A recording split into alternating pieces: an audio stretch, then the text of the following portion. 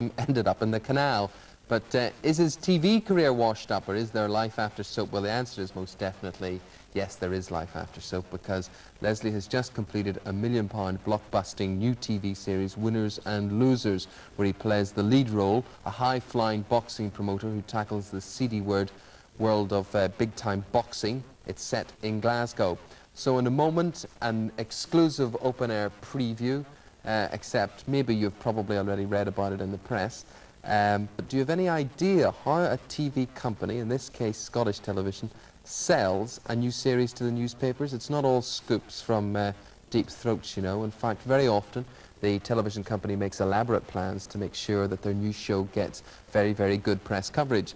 Now, we joined the press pack at the launch of Winners and Losers, where Leslie, often a victim of very lurid press tales, met his sparring partners from Fleet Street face to face.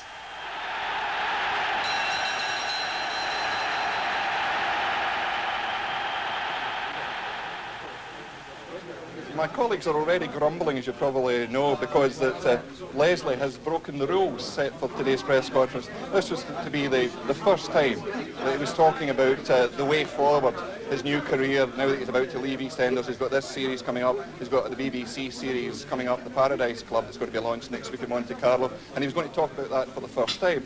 Yet, if you look at the Daily Mirror, our sister paper this morning, you'll see that he's talking exclusively about all these things in advance of this press conference.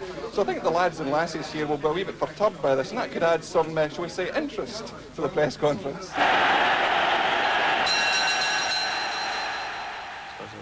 Why haven't they arrived? Probably stuff in their faces. They're looking up dictionaries, the dictionary of abuse. They're going to be asking about the 100 grand. That's it, the lexicon of abuse they're checking up on, that's what it is. That's making sure they can spell the words right. I always think they come with the piece written before they... Oh yeah, they ask questions, yeah, knowing full well that if you don't give them the answer, they'll still have the answers already in their head, so they'll write what they want to write.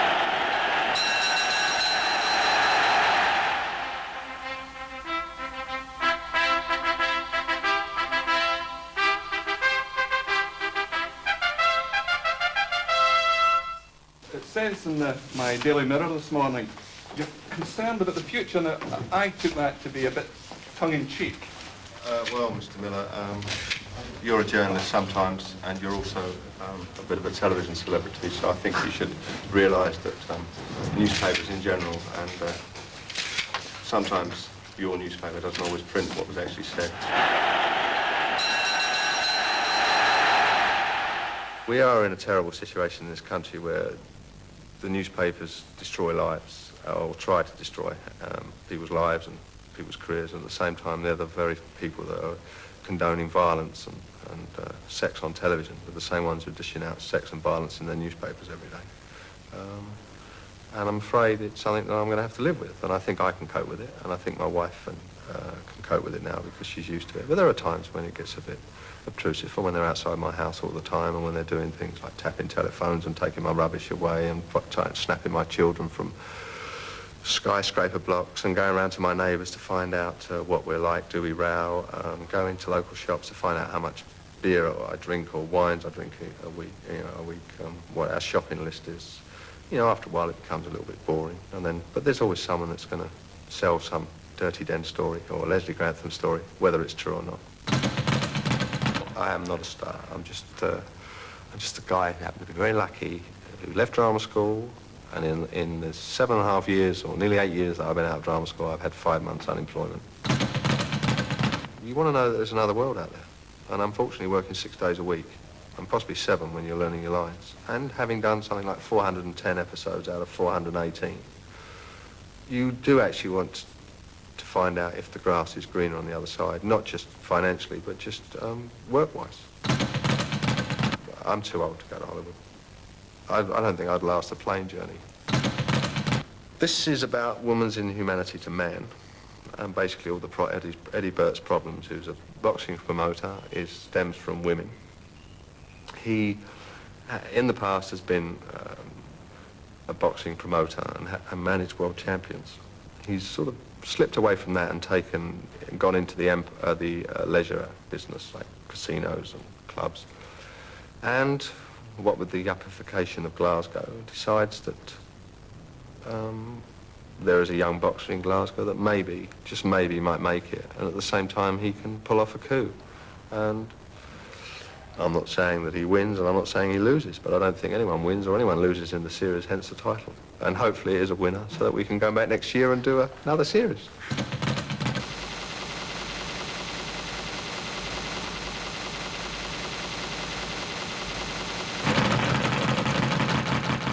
Knockout. It's lovely, we're sitting watching this and Robert Dougall's just said to me, who is that guy? You've really never seen him before. I'm terribly sorry to say I haven't, no. But I mean, soaps just aren't my scene. I always think of them chewing gum for the eyes, you know. Well, no, you haven't watched Coronation Street then or anything like that? I saw it once in Sydney. It was their top drama programme in those days. And now they're sending all their drama programmes over to us, aren't they? Yeah. Did you see Neighbours? I saw it once, yes. About 10 minutes, and then clickety-click. Brilliant, Bob. Well, so what was all that for? Well, actually, as we mentioned there, it was to promote this. It's the new ITV drama series called Winners and Losers. Just you show them, son.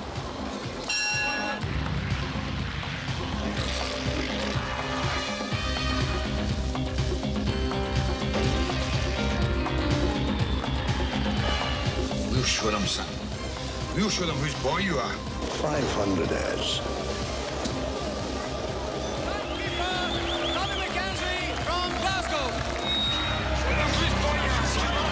That's when Boxy excites me. He excited you too, didn't it?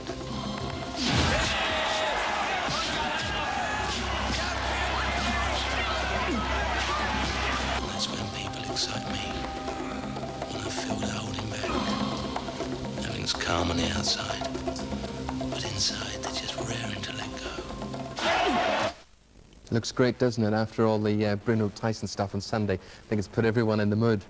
Now, 50s nostalgia returned to Channel 4 last night with the start of another run of the classic American comedy series, Happy Days. To celebrate the return of what can only be described as a cult. In your case, I think it's got to be, hey. Yeah, that's true. Do you know where that came from? Where did it come from? They wrote too many words for the Fonz in the beginning. And so I figured a sound like that would reduce language and make him much cooler. I based him on a lot of people that I saw but never knew. You know, I went to a private school, and I wore a blue blazer and a tie and gray slacks to school every day. Yeah. So it was all the other kids on the other side of the park in New York City that I based him on. Yeah, he was everything you probably wanted to be but couldn't. Everything that I wanted to stay away from. But actually, he was a peculiar sort of figure because he was a protector figure. Kids looked up to him, didn't they? Well, I figured this way. It was an 8 o'clock show, and it's as easy to be responsible as it is not. Yeah. So what I did was I gave him a sense of loyalty, and I gave him a sense of continuum that relationships and human relationships are the most important thing on the earth. But are you one of those sort of actors who, now being well known, wants to forget about the character who put you there, perhaps? No. As a matter of fact, I have built him an extra room on my house so he could retire. It's true. You know, we did 255 episodes. That's more than anybody else has done. Yeah. Of one show, one continuous show. And the fact of the matter is that I would have to live 8 lifetimes to get what I got because of the Fonz. You recorded it in front of the live studio audience. It seemed to be incredibly easy to work that audience up into a frenzy. How were you able to achieve that? You know why? Because every cast member did not think about anything except for the performance at hand. Yeah. We shot it in front of 300 people every Friday night. And everyone thought of it as an opening night, 255 times. Do you think you'll ever don the leather jacket again? Well, the jacket is now in the Smithsonian Institute in Washington. And I would have to ask them for it back. Did you ever, Henry, come across anyone cooler than the Fawns? Never. Never, ever? Never. Well, no, he is the coolest guy. He gave me the shirt right off his back. Henry Winkler, I have to say, really cool talking to you today. Thank you very much indeed for joining us here on Open Air. It is my pleasure, and I think you show great taste that you asked me to be on your show. Yeah.